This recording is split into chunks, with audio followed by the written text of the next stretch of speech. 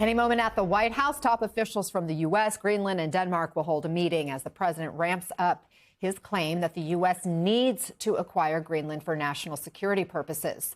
The president writing on social media this morning, quote, anything less than that is unacceptable.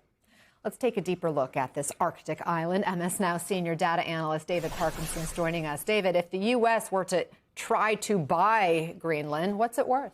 Yeah, it's worth a lot of money depending on what you need it for. So one of the things that's really important is it's not just the size, but the location as the climate's changing. So we had a conversation with Moses last hour about the world warming. Well, that's going to open up the Arctic Ocean here for a lot more journeys. So moving into the middle part of the century, you're going to see a lot more ships move around Greenland and in through the Northwest Passage, both surrounded by Greenland. It becomes a crucial shipping corridor that will save thousands of miles over the current conditions. So this is a big deal for trade internationally. Not only that, though, take a look at the size of Greenland, right? So if we take a look at past U.S. land purchases, if I try to find a comp, the Louisiana purchase is about the same size, 828,000 square miles. Alaska was 586,000, so Greenland is larger than Alaska.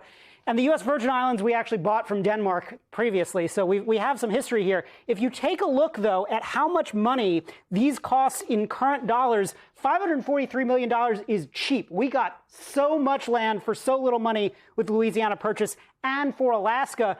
But it was, at the time, 2 to 3% of GDP. And so that's where I think we can start to build our analogs for how much we would pay for something like this. Not only that, you're paying for the elements there. So rare earth elements that the U.S. needs strategically for chips, for defense.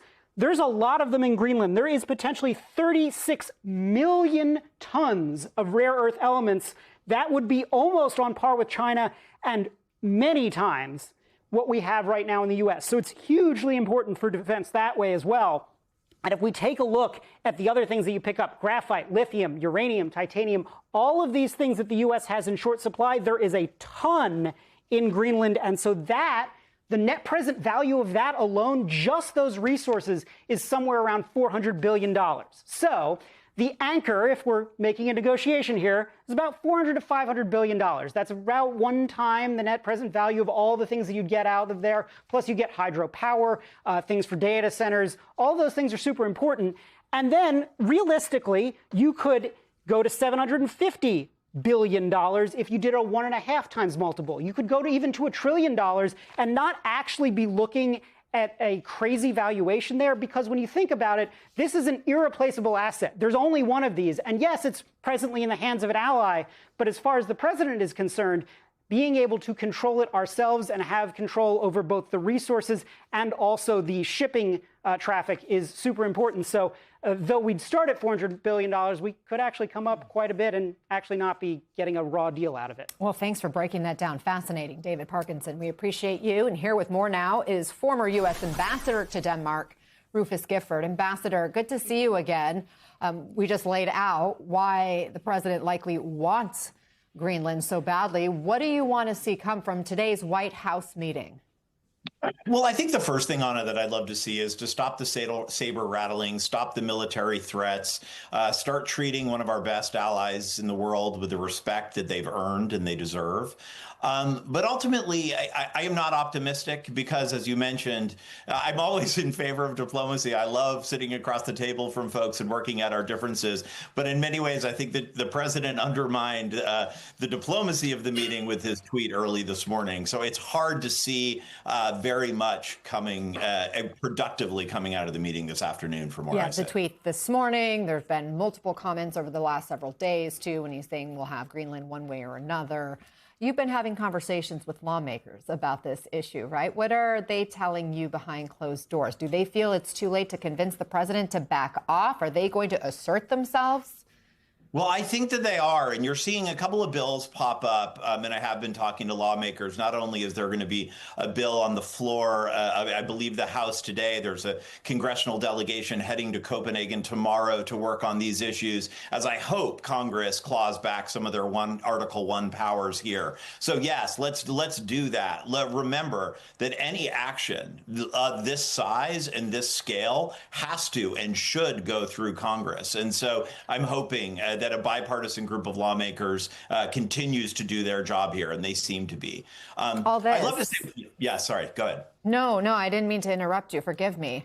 I got eager to ask you about one of the developments this morning. Please continue. No, I was just going to say, look, the thing about those numbers that your correspondent just went through, and they are extraordinary. We do need to take Arctic security more seriously. I do think us, as the United States as well as NATO, have taken their eye off the ball as it relates to Arctic security. But we can do all of that without having to blow up one of the best alliances that the modern world has ever seen, and that is NATO. Greenland is not for sale, which means you cannot buy it. And thus, yes, sit down from the Danes and the Greenlanders, talk about increased national security investment in Greenland, think about rare earth mining in Greenland. The Danes and the Greenlanders would welcome that, but take this saber rattling off the table. We did see Denmark send military equipment to Greenland just this morning, bolstering troop presence in the region. What does that tell you? Because currently it seems like everything is escalating. How do you de-escalate? Well, you know, I really think this has to come from our side, Anna.